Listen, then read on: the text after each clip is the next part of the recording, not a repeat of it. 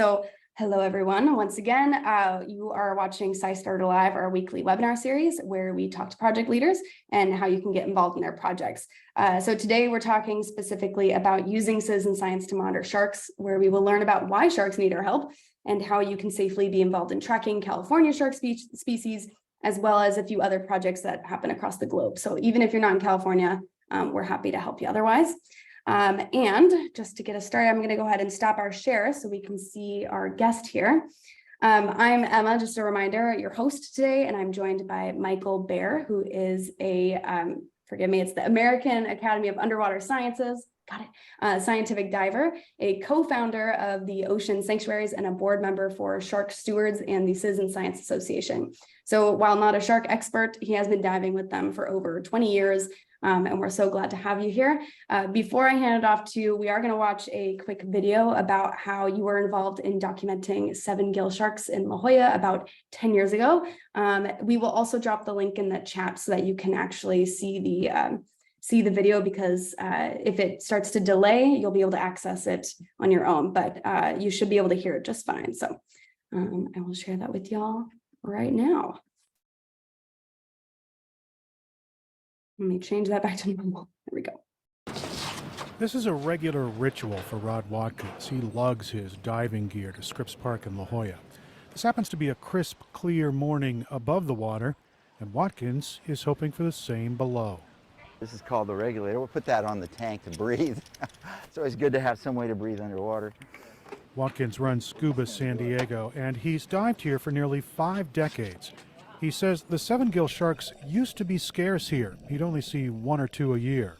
The difference today is we're seeing so many more 7-gill sharks that it's kind of phenomenal. And intimidating. Watkins says the sharks effortlessly slide through the water on the ocean floor. They're silent, they're bold, and they're big. The 7-gills, they won't move out of the way for anybody. They'll cruise right up to you, right around you. An 11-foot shark gets Watkins' adrenaline pumping. He regularly dives at La Jolla Cove, hoping for a close-up look at a creature that is usually the largest predator in local waters. For some divers, it's an irresistible pull. This is a very picturesque scene. It's attractive to people, but it's what you don't see underneath the water that is attractive to the sharks. These sharks tend to like kelp forests, bays, fairly shallow water. Marine biologist John Hyde says there is plenty of food here. The larger sharks feed on seals and sea lions, and both of those animals are common at the cove. Hyde says the sharks thrive in nearshore areas from Alaska to the tip of Baja California. But until recently, sightings have been infrequent.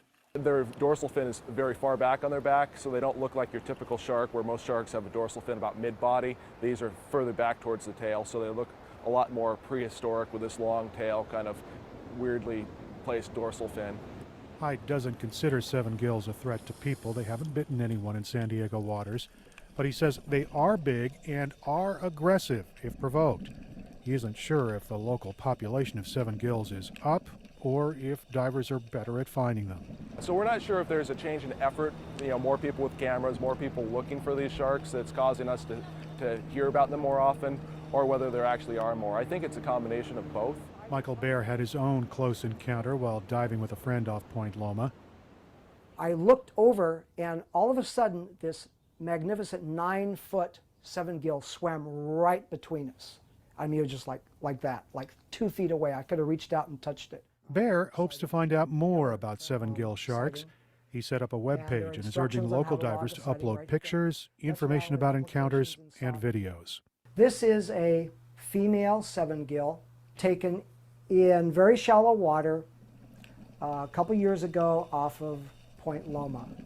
And as you can see, she came very close to the divers. Baer considers himself a citizen scientist. He's diligently collecting information in an effort to understand the species. Broad nose 7-gill shark. Baer would like to know how many 7-gill sharks live here, and he's interested in identifying the 7-gills who've been photographed and filmed. We hope in the years coming to be able to identify individual 7-gill sharks with the unique freckling pattern on their bodies. Pattern recognition software might help with that. Meanwhile, Baer continues to collect, document, and organize the underwater encounters. And as you can see, they're very unperturbed by divers. They just keep doing their thing. They just cruise by. That's a close encounter. That is a very close encounter. That's a male. So far, he's gathered 50 videos and more than 150 photos. He's hoping to spark interest in the local marine research community so more will be known about a prehistoric creature that is thriving in San Diego's nearshore habitat. Eric Anderson, KPBS News.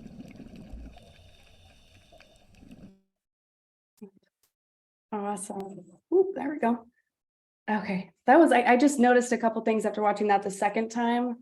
Feel free to watch that a fifth and third time for anyone who's watching, because it is really nice to hear about the patterns that I'm just now realizing we're going to talk about soon and everything related. So thank you for sharing that video. I'm going to go ahead and share the screen again so you can get started, and I'll hand it off to you. There we go.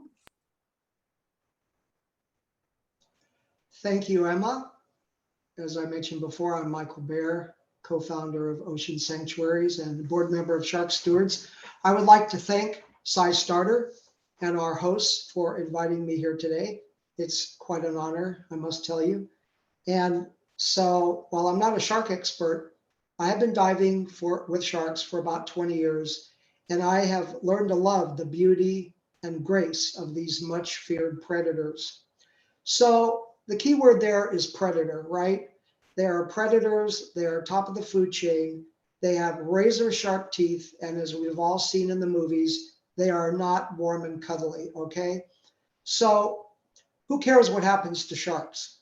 Well, in the last 30 years or so, there have been a dramatic drop in the population of sharks, mainly due to overfishing and bycatch, and also because of the market for shark fin soup. So because of this, the list for the red list for sharks now shows that over almost 40% of shark species worldwide are currently threatened with extinction. With a couple species, their numbers are down by 95%, okay? So just to give you an idea what that means, they've done extrapolating studies from the fin trade, and they've shown that over the years, anywhere from 73 to 100 million sharks are killed every year for shark fin soup. And compare that with about an average of half a dozen humans every year, and you can see there's just no comparison. And that's why sharks are endangered. Next slide, please. So what's worse than jumping in the water and seeing sharks, jumping in the water and seeing no sharks? So as I mentioned, due to the mass killing of sharks since Jaws came out, the problem now is too few sharks, not too many. And the removal of a top predator leads to something that scientists call trophic cascade. And that simply describes the ripple effects that occur through different food chain levels within an ecosystem. Next slide. So as you can see in the food chain pyramid at the top, the sharks are at the top of the food chain. Now imagine what happens if you remove the top predator from a food chain. Whether you're in Africa with the lions or you're in the ocean with sharks, if you remove the top predator from a food chain, it causes catastrophic effects, ripple effects on down through the food chain. You can think, if it helps, if we had not enough snakes, we would probably have too many rats. And I wanted to point out this one shark to you because I promised Emma no scary pictures of sharks today. And I wanted to show a shark that is truly beautiful. It was a shark I had the privilege of diving with at the Long Beach Aquarium a couple years ago. And it's called the Australian zebra shark. And as you can see here, there are no sharp teeth, nothing to be afraid of, just grace and beauty. So I'm going to be trying to emphasize that throughout my presentation because we've all had more than enough of the jaws and the teeth, right? So that's my emphasis today. Next slide, please. So we have principal investigators who help us evaluate data that we collect. So our first principal investigator is David McGuire of the California Academy of Sciences. And he is also a shark researcher with Shark Stewards, which I'm a board member of. And we also have Hannah Tannenbaum, researcher at Scripps Institution of Oceanography. And one of the principles of citizen science is because we know we're not scientists, we make sure that scientists mentor us and to keep us on the straight and narrow and ensure data integrity. So that's how we ensure that the data we collect is decent, if not good. Next slide, please. So David McGuire is the founder of Shark Stewards, and we're collaborating with him. And Shark Stewards is a nonprofit dedicated to the saving sharks from extinction. And they have an app called the Shark Watch app, which allows the monitoring of landed sharks. For instance, fishermen taking great whites and bringing them up on the pier, which currently is illegal in California because great whites are now a protected species. And we also have had incidents of fishers, and this is not a slap at the fishing community. This is just a few bad actors who do a catch and release, and they bring the shark up onto the pier, and then they throw it back in the water, severely injured. And this can create problems for both the shark and the people. So we're hoping through the Shark Watch app to collect more data on this to see how this situation can be improved. Increase safety. Next slide, please. So I'm co-founder of Ocean Sanctuaries. We were founded in 2014 to inspire ocean-related citizen science. And as I mentioned before, we engage in baseline studies of not just sharks, but other species as well, monitoring and then sharing our data with researchers and scientists. Next slide. So the goal is, with sharks in so much trouble, we need to find some way of tracking them. Now, scientists have their own way of tracking sharks through a process called tagging, which we are not set up to because we're a small nonprofit.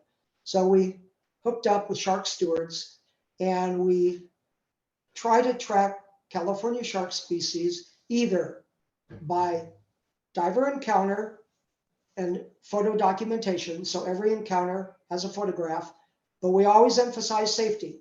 Never endanger your safety for a photo, of course.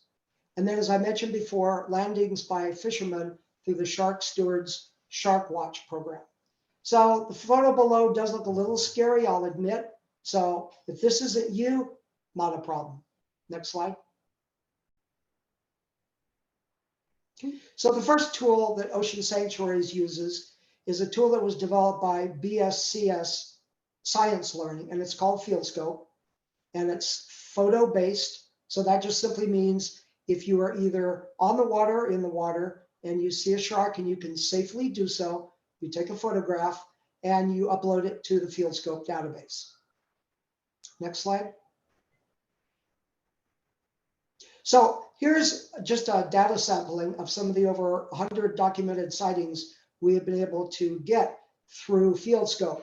Now, if you look closely, you'll see leopard sharks, the purple, and they're very common. They're very small. They're harmless. And we also have some seven gills, as mentioned earlier. But we've also had some really unusual documented sightings of highly unusual sharks that are not from California. And if you go to the far left of the graph, you'll see one called megamouth shark. If you'd like to go to the next slide. So this is a really unusual sighting because megamouth sharks are not native to California. And as you can see, this is a photograph I took off the internet, and it was taken off the coast of Japan.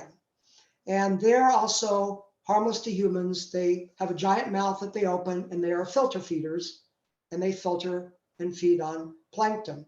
So we have this in our database. We took stills from video footage submitted to CBS News by two San Diego fishermen last year. That, like I say, this is not the photograph. But So we're noticing species of sharks coming into California waters that have never been sighted before. And we're able to document that. So we've also documented great whites and basking sharks. So that's pretty exciting for people who are shark geeks like me. Next slide. Before we move on, I just was curious if you know what the thoughts are on why it showed up in California, or if you have any like hypotheses about that. I have not heard anything from the shark experts I know. I think they are baffled. They don't have any ready explanation. They may have in a year or two, but right now nobody really knows. It could be changing ocean currents or something like that. So for the more hardcore among shark geeks, we have San Diego Ocean Sanctuaries has a program for monitoring seven-gill sharks, which you saw in the video. And the purpose of that is to establish a baseline for diver encounters with this species. And we have partnered with a group called Wild Me. Jason Holmberg developed this from an open source pattern recognition program initially developed by NASA to spot star patterns. And then it was made open source, and Jason Holmberg made it into a software program for monitoring whale sharks because they have white spots all along the top. And we worked with them to modify it for seven-gill sharks. So divers are able to go in the water. If they're able to safely do so, take a picture of the side. And if you'd like to go to the next slide. So here you see two types of patterns on a seven-gill shark. The dark patterns seem to be more or less permanent. They grow with the shark, and those are the ones we monitor. The white ones, we're not so sure what causes those, so we don't monitor those because they may come and go. Next slide. So this is an interesting example we had a couple years ago. A diver was in the water. This is back in 2011. And they saw seven-gill, and they took a photograph from the side. Now, if you look at this particular shark, in front of the dorsal fin, just to the right of the dorsal fin, is what looks like maybe a patch of green or a patch of algae, which it actually could be. And then to the right of the algae is a little red patch. And I showed this to our principal investigator, David McGuire, and he said, hey, that's a seven-gill we tagged up in the San Francisco Bay Area years ago. And it just happened to be visiting the San Diego area, and a diver just happened to be in the water and took its picture. So that's a long swim, from the Bay Area, and totally unexpected, of course. Now this is called the Floyd tag, and as I said before, we don't use tags. The professional shark scientists use them. It was just a fluke that we happened to photograph this shark. So, next slide. So, what the PI or the principal investigator does is they mark off an area on the side of the shark's head for the AI pattern to scan. Okay, and so we submit each photograph to the AI program contained within this program, and it will spit out a positive or a negative or a percent chance that it's the same shark. It'll say 90% or 95%, something like that. So next slide. Okay, so how can you participate? Well, SciStarter is the answer. So for those of you who are in the water and are divers and would like to take photographs of sharks, you can go to SciStarter.org, Sharks of California. This is a picture I took a couple years ago of another species of harmless shark. They're called the horn shark. And if you look right in front of the dorsal fin there, you'll actually see a little horn. And that's why it's called a horn shark. And they're totally harmless to humans. They live on clams and squid, and they're commonly seen in shallow water less than 30 feet off the coast. So snorkelers and divers can see them. And so that's where you go if you'd like to do that program. And then the other program we have, also for snorkelers, is where you can see leopard sharks. They are often in very shallow water at La Jolla shores every summer. And very often bathers can be in 3 feet of water, and these harmless sharks will be swimming between their legs and they won't even notice just because they're so innocuous. And so for non-divers, you can go to SciStarter.org, Shark Watch California, as I mentioned before. So that's how you do it through SciStarter. Next slide. Quick question for you. Sure.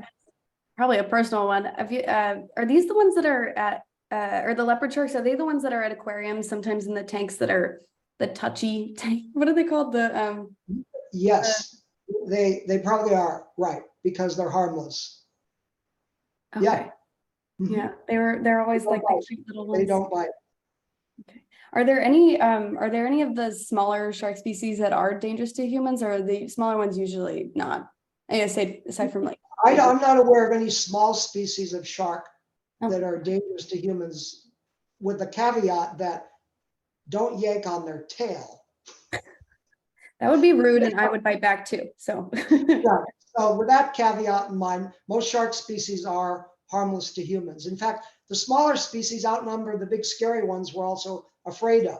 But it's the big scary ones that get all the attention in the media, of course, as Roland mentioned earlier. Oh, excellent. Actually, I'm going to go back for a second. Out of curiosity, since we talked a little bit about like safety, in both situations of divers and not pulling on tails if you're just snorkeling or just around and such. I'm curious if you have any like go-to tips that you use as a diver. What would you recommend for divers who are trying to figure out like the best safety tips when they do see sharks that could be harmful, maybe depending on if they know the species, right? Right. Okay. So I can give you one example that we had with the 7-gill sharks, the big ones in the video, which grow up to 10 feet. There's been no recorded attacks on divers or swimmers in the San Diego area. However, they have been known to bump divers. And the reason for that is, the only reason for that is, as near as we can tell, they're going from point A to point B. And if a diver is in the way, they'll simply bump him out of the way, bump the diver out of the way without using their teeth. Now, I would also take that as a strong hint to maybe get out of the water at that point, because you don't want to press your luck. You don't want to be the first diver attacked by a 7-gill. So if I were bumped by a 7-gill, I would leave the water. Yeah, that seems like very rational advice. He's trying to tell you something like, I'm hunting and you're in my way, and don't push your luck. Absolutely. Is it pretty common then for people to be on boats and be able to take pictures, like taking a camera underwater and just trying to get the right angle then? Is that right? So the way we would recommend that is, we don't recommend taking photographs from the surface because of light reflecting off the water, and the light is bent at the surface of the water. So if possible, if you have a GoPro, like say you're in a boat and you see a shark, well, you're pretty safe on the boat, right? So if you have a GoPro with an extension stick, you can stick that in the water a couple feet down and get really excellent video of almost any species without endangering yourself. Excellent. That sounds like a good reason to invest in a GoPro to me. If I only lived near a coast again.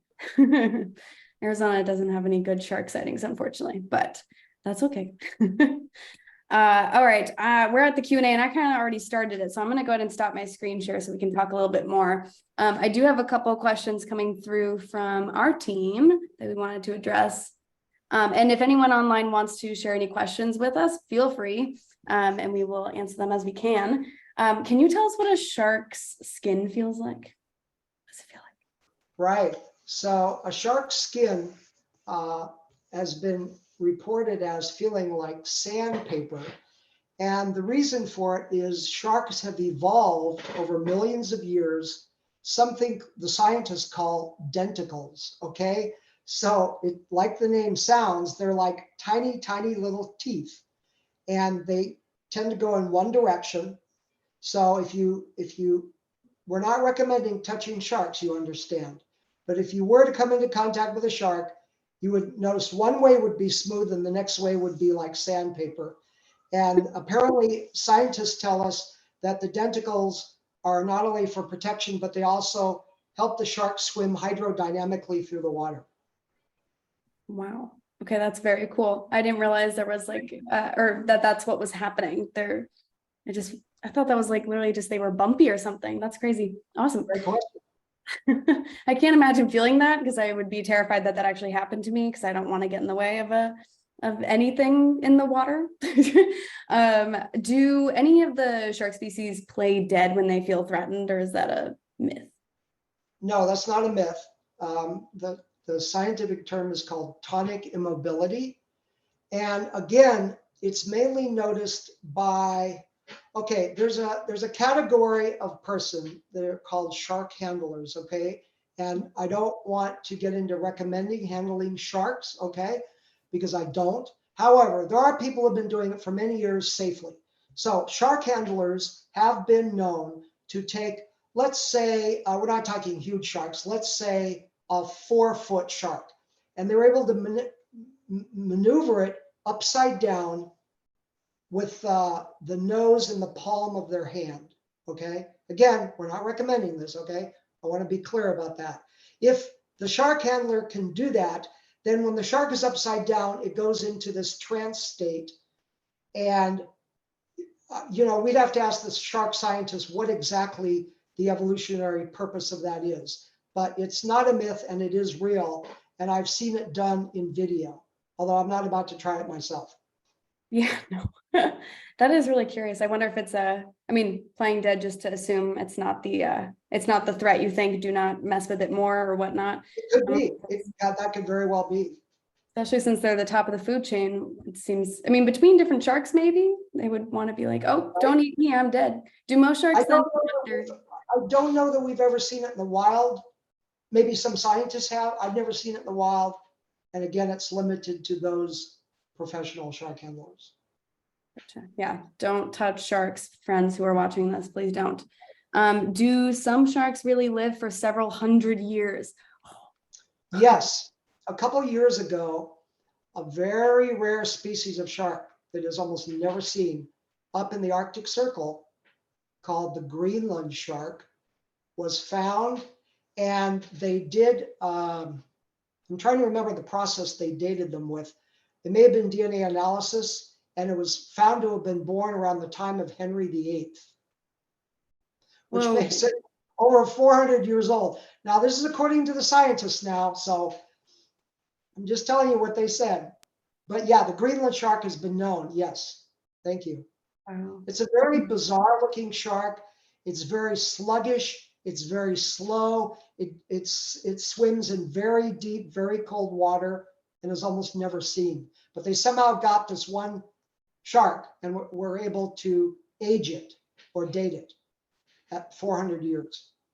That's incredible. Let me just check if there's any other. Oh, yeah, that's probably when they were dating it. Yeah. Wow. Yep.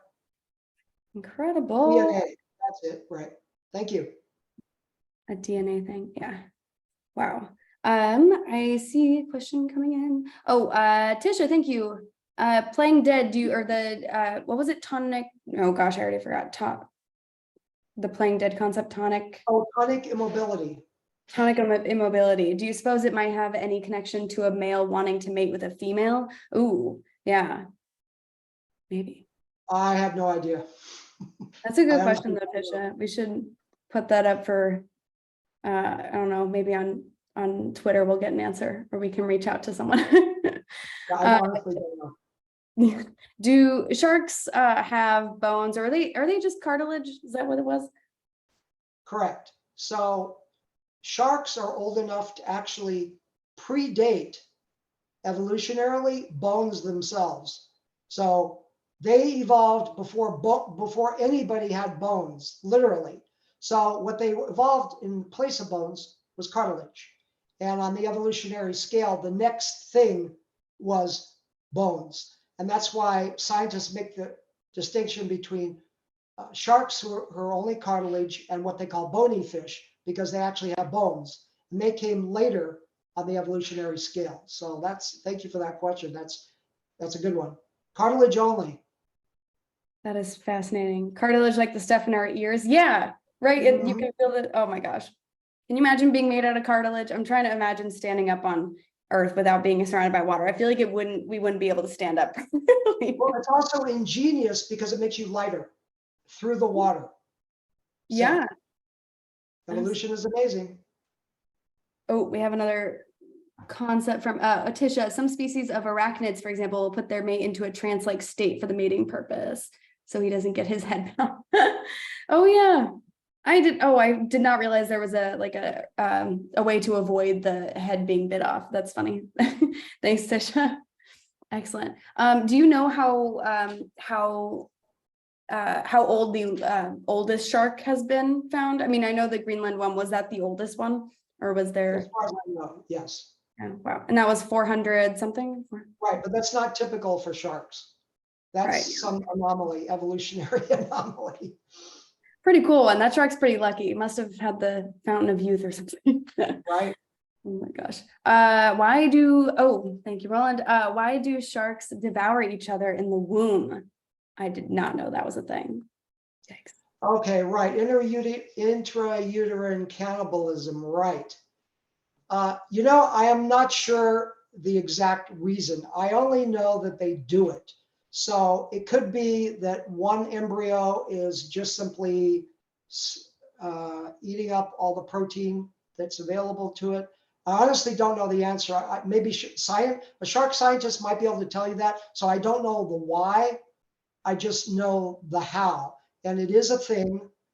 They do devour their womb mates in the womb. Yes. Is it pretty And usual? Oh, go ahead. just so you know, sharks are also capable of virgin birth. Mm. There's a lot of technical Parthenogenesis? term for it, which escapes me at the moment. But there have been a few rare instances in zoos and aquariums where a female has been isolated for like a decade and she gives birth to fertile young. Yeah, I think the word is parthenogenesis, or I might be pronouncing it wrong, but Very virgin good. birth. Thank you. Yeah, it happens with birds too. Very good. It's That's it. fascinating. Or there's a couple of it's kind of crazy. I think one of each different, there's a reptile that does it, there's a bird, now a shark. That's pretty cool. The fact you can remember that word is amazing. I think I had to tell multiple people about it, and so I looked it up multiple times. Right. So thank you. Sure. Excellent. From one of our viewers here, can sharks breathe outside of water, or what's going on with their need for gills? Not as far as I know. They have gills that can only extract oxygen from water. They cannot live outside of water. That was one of those things as a child for me that I was so confused by, is well, they still are getting oxygen. What's the deal with the purpose of the gills? But it's great. They need it. It's like a filter to be able to take in oxygen, right? So they will not come running out of the water and chase you down the beach. No. That would be crazy though. Oh my goodness. That's good for a movie though. They wouldn't be very fast, I don't think. Wiggle down the beach. Excellent. Maybe as a natural selection thing, referring to the intrauterine cannibalism, Roland. Yeah, it could be. Yes. Definitely.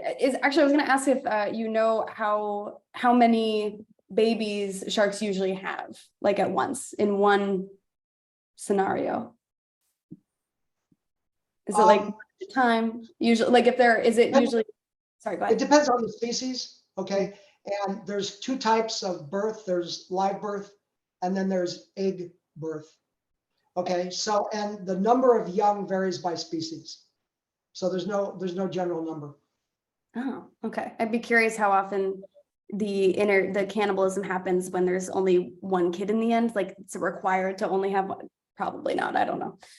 Sometimes when diving, we see the discarded egg sacs. Yeah, that's common. Great. For the species that have eggs. Oh, cool.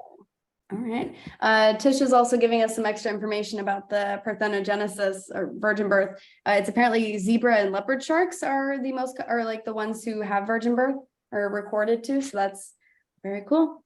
I'll be so many interesting things about sharks. It's crazy. Okay. What was it? Always willing to learn more. Yeah. Speaking of wanting to learn more, I'm curious, how did you actually get started in this field? I mean, I know you're doing the diving part of it, not the science part of it, but how did you get started? Why did you start looking into sharks? Well, it was simply because when I first got into diving 23 years ago now, we started off seeing the smaller sharks, the leopard sharks, the horn sharks, and they were so kind of like, I hate to use the word adorable, but they were kind of cute, right? Yeah. And then as we dove in different areas, we saw the larger sharks. But my interest in sharks was mainly begun, as I mentioned in the interview. I was swimming with a buddy of mine off the coast of La Jolla, and we were swimming about 2 meters or 6 feet apart. And this very large 7-gill just cruised majestically between us, completely ignoring us. And, you know, we were both doing double takes like, oh my God, what was that? And I realized it was a 7-gill. And so then it piqued my curiosity. Well, if we're seeing them, who else is seeing them? And what's the story on that? And the 7-gill project actually started as a spreadsheet back in 2009. And then we moved on to photographs and pattern recognition from there. Wow. It's a great natural progression. That's awesome. Did ocean sanctuaries come out of that specifically? That was a factor for sure, because the 7-gill shark identification project was our first project. It's kind of like our the main project, and then we branched out from there. Mm-hmm. Excellent. I was going to ask and I forgot until now, but the 7-gill shark, the one you did see, is it like taller than humans? I couldn't fully understand how long they are. Do you have a Okay, guess? so it's really difficult to estimate the size of a shark when it's 6 inches away from you. So we just guesstimated, but by the amount of time it took his body length to pass in front of us, we guessed about 9 feet. But that's not, we're not down there with tape measures, nor will we ever be. So the best you can do is estimate. And plus you're so startled at the moment, you're not thinking, well, let's see, how long is this shark now? So that was our best guess, was 9 feet. That is incredible. And also just such a beautiful moment to be able to be through, like just not in the middle of, so to speak, but in the middle of a graceful path through. Like they really just don't want to mess with us. They just want to go to where they were planning on going. What the average diver will tell you is that people are afraid of sharks because they've never seen them in their natural environment. When you see them in their natural environment, they're extremely beautiful and extremely graceful. And, you know, okay, so they're a top predator. That's what predators do, is they feed. But other than that, if we can get past our fear of sharks, like I'm hoping the younger generations will be raised not on the movie Jaws, but maybe on videos of leopard sharks, and learn to see that they're just part of the natural environment and they're not out to get us. That's beautiful. Thank you for stating that. That's awesome.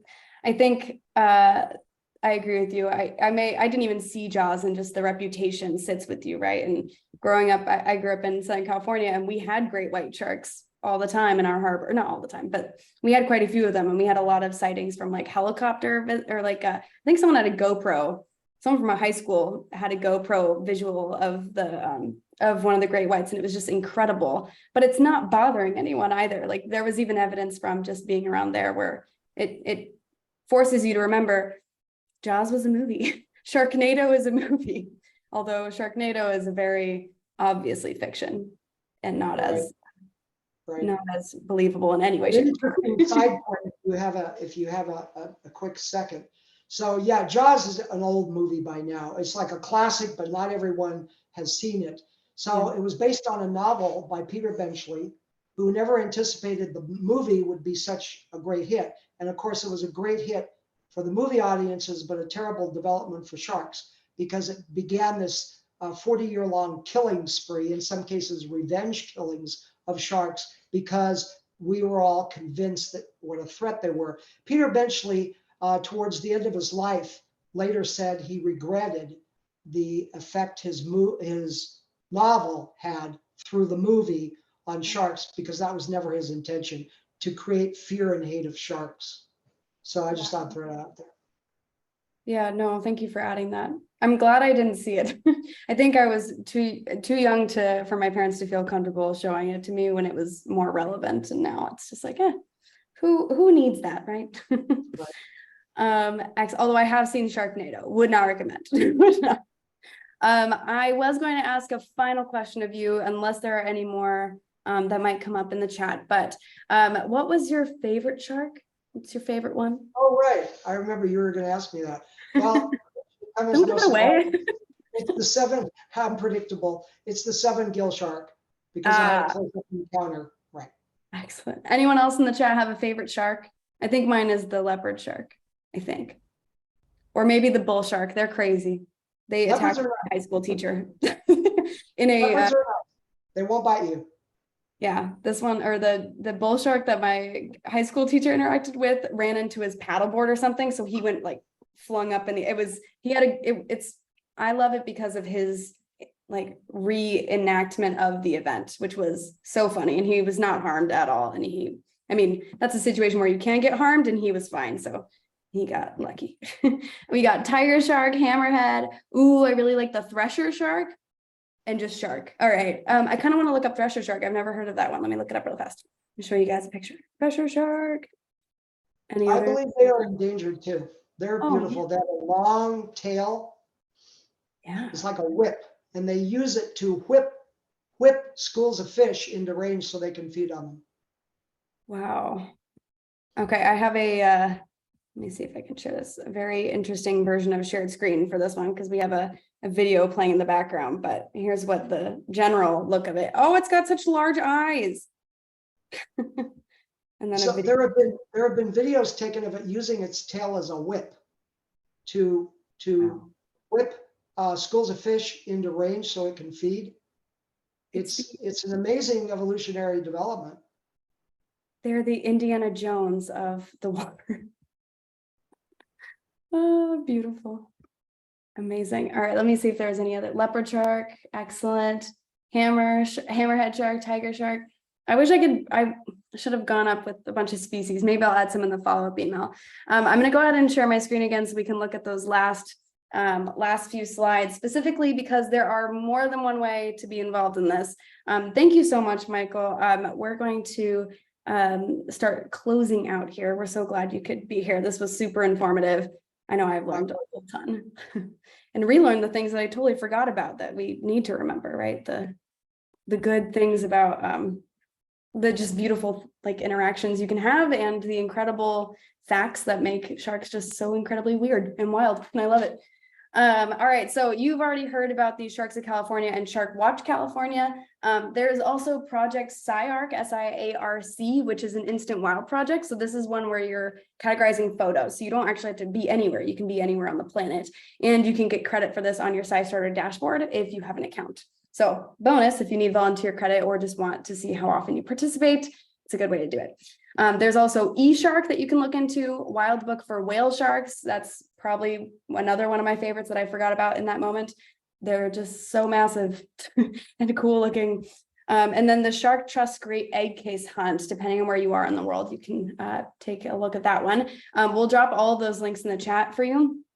Oh, it already happened. Nice. Thank you. And you can look up any of them and we'll also send them in the follow-up email for you. So you can also look at them later and ask questions of the project scientists on their project pages as needed. All right, moving on.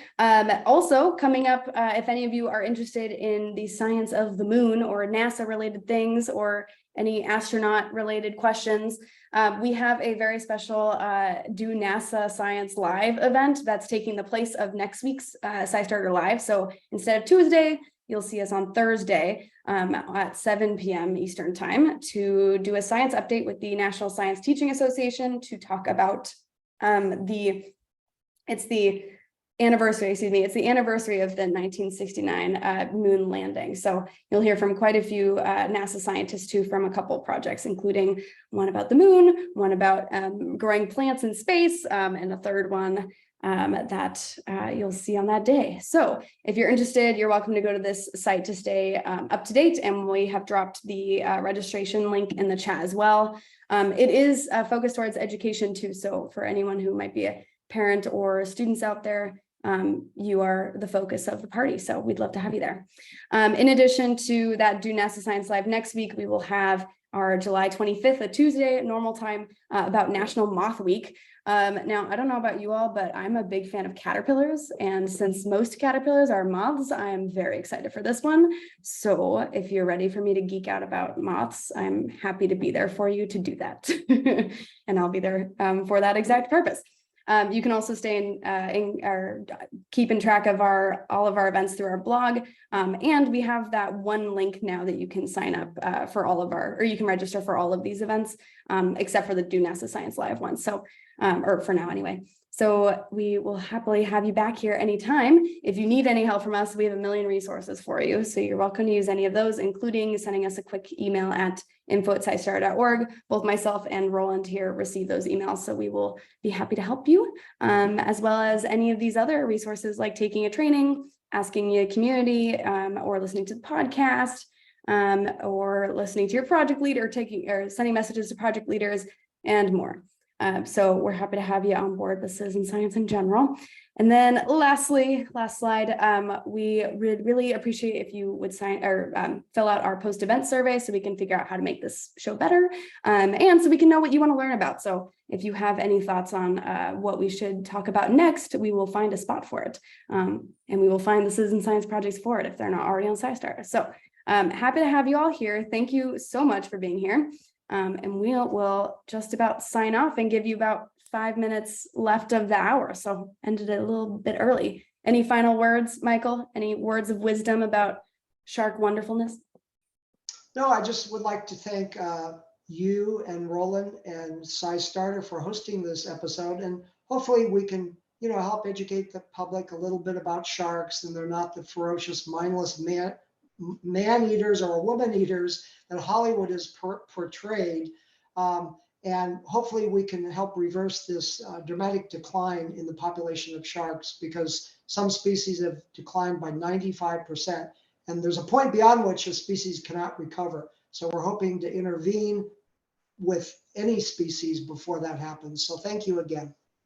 Yeah, thank you to everyone who is here too to be a part of that, because I think the tide is already shifting with that. I can't speak exactly for the actual data on that, but I can tell you that my 5th grade students a couple years back were really into sharks in a very happy way and not like a scared of them kind of way, and wanting to know more. So I think hopefully the tide is changing, and we'll keep making sure that stays that way and does not change. Tisha, thanks for your comments. I teach marine biology and sharks. Yes. Lots of opportunities here in Arizona for kids to have some fun. Yes. Oh my gosh. I want to know what school you worked at. I worked at a school in Arizona too. And lovely. All right. We're going to go ahead and close off. Thank you everyone for joining, and we will see you all next week on Thursday or on the following Tuesday for the Moth Week. All right. Have a wonderful day, everyone. Bye-bye. Bye-bye.